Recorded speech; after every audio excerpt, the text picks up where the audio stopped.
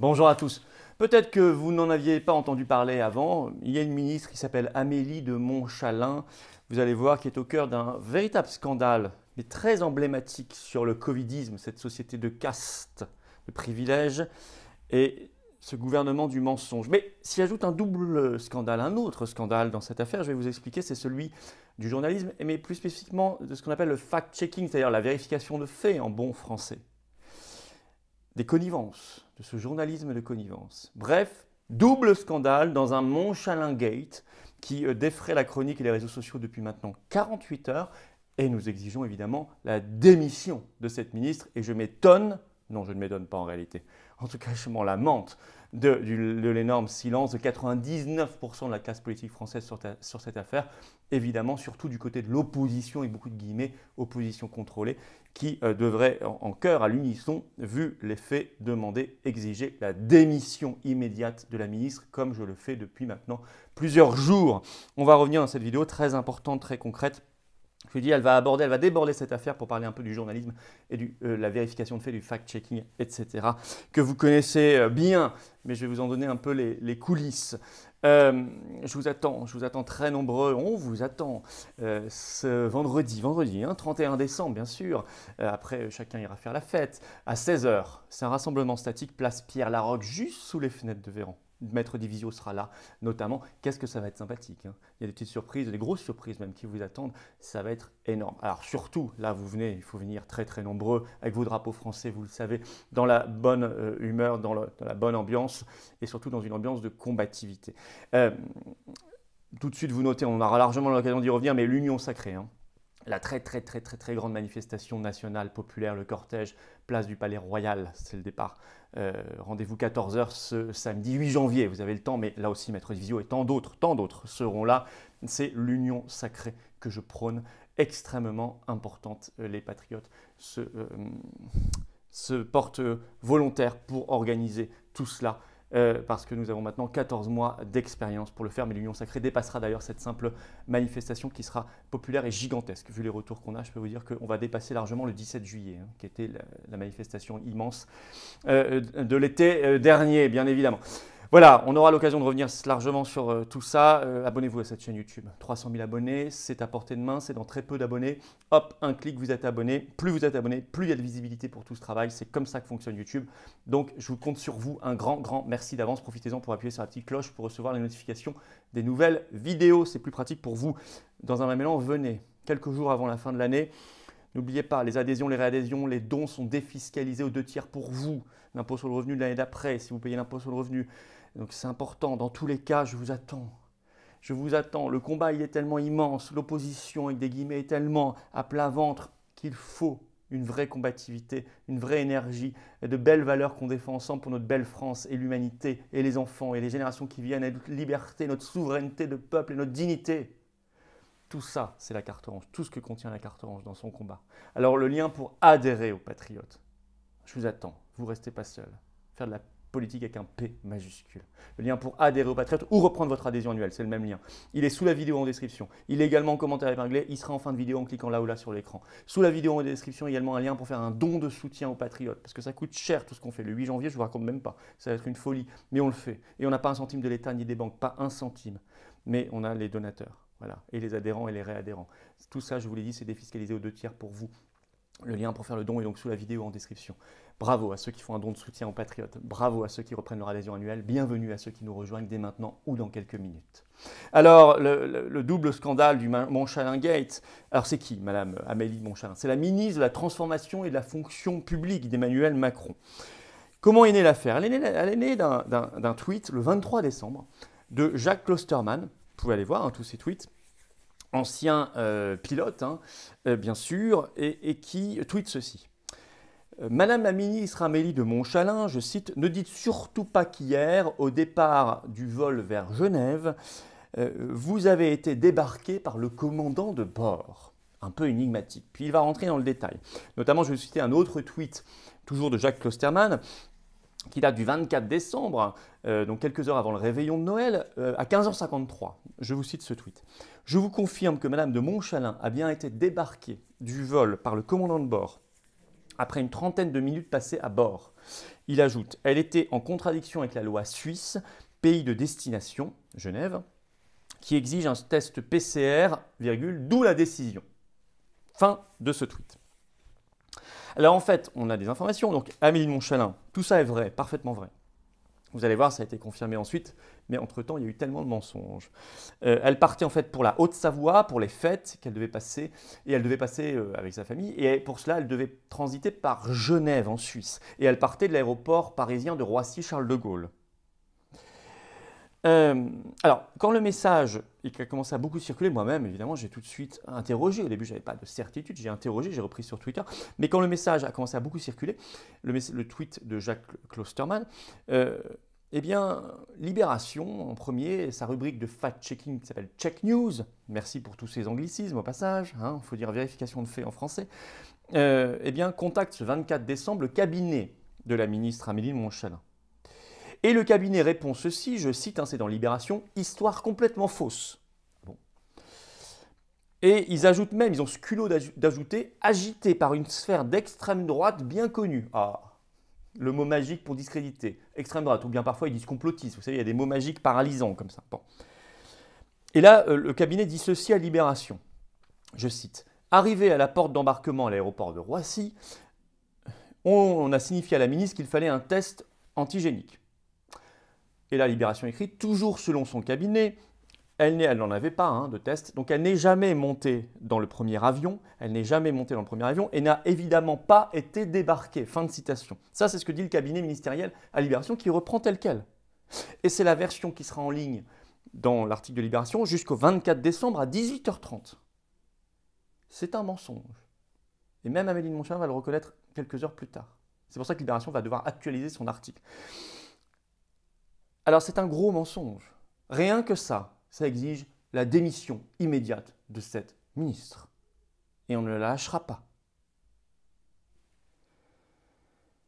Alors, ça pose deuxième scandale, la question de la presse et des vérificateurs de faits et fact-checkers de connivence. Parce qu'ici, Jacques Klosterman, il avait des informations. Ancien pilote, il a des contacts avec les pilotes, etc. Bon. Et moi aussi, pas par un biais aussi direct, mais bon, on a des réseaux de résistance. J'ai eu des informations de première main sur cette affaire-là, donc je savais que la version de Jacques Klosterman était parfaitement la vraie, je sais exactement ce qui s'est passé, et donc je pouvais vérifier que le cabinet et Libération mentaient. Donc là, si vous voulez, on a su très vite qu'il y avait mensonge parce que nous disposions d'informations de première main. On sait même que 4 passagers, pour les mêmes raisons, ils n'avaient pas de test, avaient été débarqués du même avion pour les mêmes raisons avant la ministre. On savait qu'elle était à bord, qu'elle y a passé plusieurs dizaines de minutes. On a su qu'elle a obtenu une dérogation, contrairement à ces 4 passagers virés, de la part d'un chef d'escale. Dérogation. Ce qui, au passage, probablement doit arriver couramment, sauf que là, on était au courant.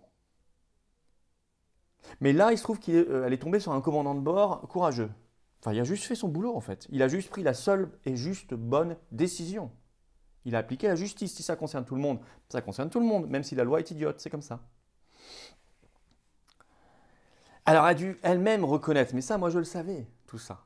Vous voyez, quand on a l'information, on sait qu'il y a mensonge. Alors elle-même, le 24 décembre au soir, elle a dû reconnaître à Libération, je cite Amélie de Montchalin qui a parlé directement aux journalistes, « Le chef d'escale m'a dit que je pouvais quand même embarquer. » Dérogation.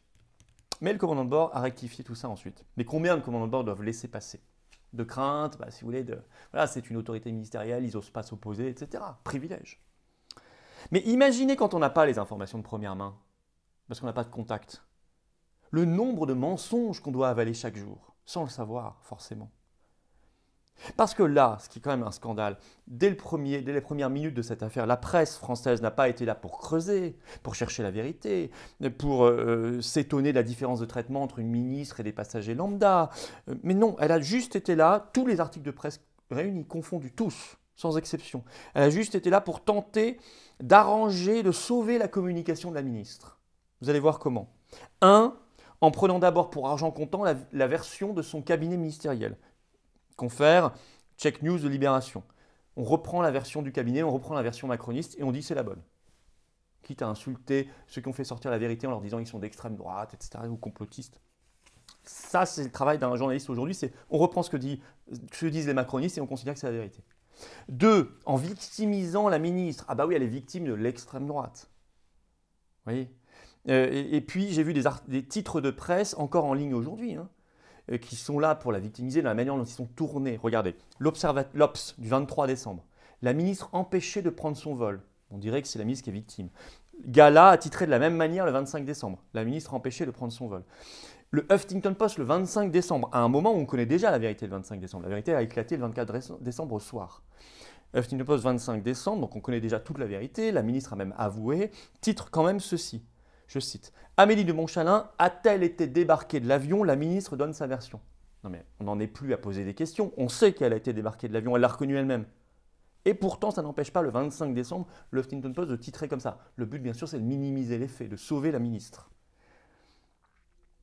Autre manière, tout simplement, de sauver la ministre, c'est les très faibles reprises. Il y a des articles de presse, donc souvent tournés à l'avantage de la ministre, mais télévision, radio, vous en avez entendu beaucoup parler de cette affaire? Moi, j'écoute une radio publique tous les matins, la France Info. Pas un mot, hein. Je regarde un peu les chaînes info, rien, hein, les JT, rien. Ou très très peu, ou alors toujours pareil, pour essayer de retourner dans le sens de la ministre. À quelques rares exceptions près, bien sûr, mais c'est très rare. C'est ce qu'on appelle du journalisme de connivence. Et c'est l'effondrement du fact-checking, vérification de faits, la manipulation apparaît. Et ça, il faut creuser un peu ce sujet. Depuis le début du Covid, le fact-checking est dans une stratégie terrible de mensonge, de reprendre pour argent comptant ce que disent les communiqués des grands labos, ce que dit Macron, ce que disent les cabinets ministériels, etc. Par exemple, ce qui fait qu'aujourd'hui, vous reprenez rétrospectivement, le 16 novembre 2020, il y avait un article de 20 minutes de fact-checking qui disait « Non, non, il n'y a pas de camp Covid ». Alors qu'on sait qu'il y en a maintenant, on le sait en Australie, on le sait au Canada, etc. Mais non, ça, ils avaient vérifié les faits. Ou alors Le Monde du 31 mars 2020, je cite, c'est toujours en ligne l'article, hein, l'étrange obsession d'un quart des Français pour la théorie d'un virus créé en laboratoire. C'était présenté comme une étrange obsession, alors qu'aujourd'hui, c'est une des grandes thèses. On sait qu'il y a un énorme problème d'indépendance de ces fact-checking, indépendance idéologique. La plupart sont totalement macronistes ou toujours du côté du manche parce qu'ils ont des intérêts de carrière, parce qu'ils ne veulent pas se fâcher, parce qu'ils sont financés par l'État qui finance ces journaux à coups de milliards d'euros par an. Donc on ne mord pas la main qui vous nourrit, si vous voulez. Mais par ailleurs, il y a d'autres problèmes plus récents qui touchent spécifiquement les services de vérification de faits. C'est les partenariats qu'ils ont notamment avec Facebook ou avec Google. Par exemple, depuis le printemps 2017, Libération, dans son Check News, est lié par contrat avec Facebook. Ils le reconnaissent eux-mêmes, hein. Et pareil pour les décodeurs du Monde, les observateurs de France 24, AFP Factuel, 20 minutes, etc.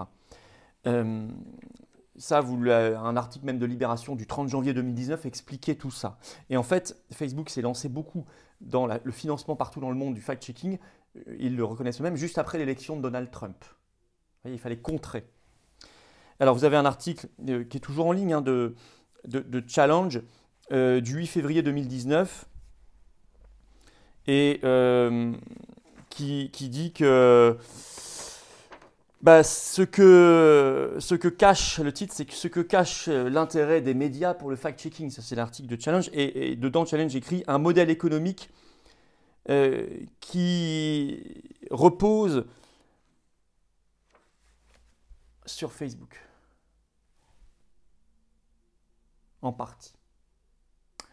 Donc il y a de l'intérêt pécuniaire financier très important.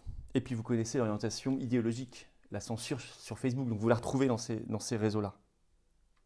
Donc en fait, cette affaire Montchalin-Gate, elle condense tout dans le covidisme.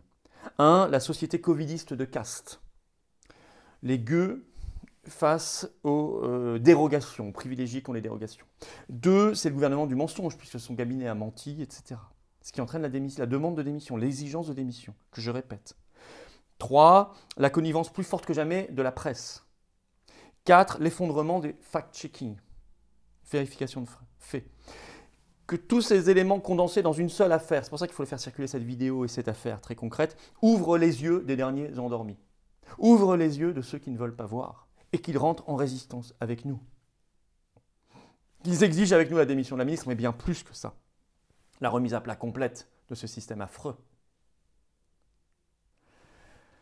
Alors on en parlera ce vendredi 31 décembre, 16h, place Pierre Laroque. sous les fenêtres de Véran. Et lui, janvier 14h, place du Palais Royal à Paris, bien sûr. Samedi 8 janvier. Ça, on aura l'occasion d'en reparler. Abonnez-vous à cette chaîne YouTube. 300 000 abonnés, c'est à portée de main. Un petit clic, ça dépend que de vous dès maintenant. Venez aux Patriotes en même temps. Carte orange de Libération Nationale. Carte orange de vérité. On vient d'en parler. Très important la vérité. C'est très beau la vérité. C'est très essentiel. Comme la liberté et la souveraineté. Le lien pour adhérer aux Patriotes ou reprendre votre adhésion annuelle est sous la vidéo en description. Il est également en commentaire épinglé. Regardez, il est là en cliquant directement sur l'écran. Vous choisissez, vous êtes le bienvenu dans tous les cas, directement dans le combat, tous ensemble en collectif, donc en efficacité. Le lien pour faire un don de soutien aux Patriotes est sous la vidéo également en description. Adhésion, réadhésion, don, c'est défiscalisé aux 2 tiers pour vous. Pensez-y. Bravo à ceux qui feront un don, ça va nous aider sacrément, sinon on ne peut rien faire. Merci d'avance pour les bénévoles sur le terrain. Bravo également à ceux qui reprennent leur adhésion annuelle. Bienvenue à ceux qui nous rejoignent dès maintenant. Vive la France!